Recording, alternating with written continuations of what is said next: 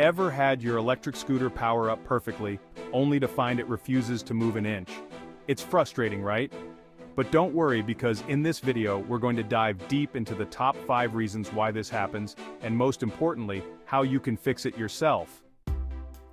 Hi, welcome to Electric Scooter World. Today, we're tackling a common problem that many electric scooter owners face. We'll walk through 5 simple solutions that could get your scooter back on the road.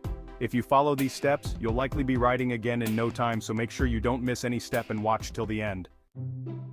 First, let's talk about the basics. If your scooter powers on, the battery isn't dead, but the battery might still be the culprit.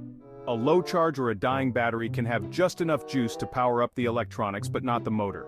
So, step 1. Make sure your battery is fully charged or try swapping it with a known good one. Next up, check the battery connections. Sometimes, loose or corroded connections can disrupt power flow to the motor, causing this issue. Tighten any loose connections and clean away any corrosion you find. Another common issue is with the throttle. If your throttle is damaged or not sending the right signals, the motor won't engage. Check the wiring and, if possible, try testing with a different throttle. Let's not forget the motor itself.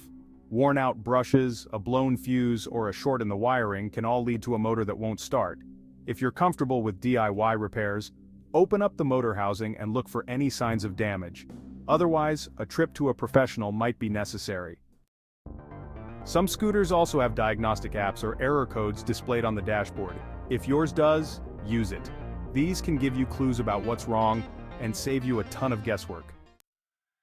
By now, you should have a good idea of why your scooter isn't moving and how to fix it. Remember, keeping up with regular maintenance can prevent most of these issues before they start. Did you find this guide helpful? If so, give it a thumbs up and share your thoughts or any other scooter issues you're facing in the comments below.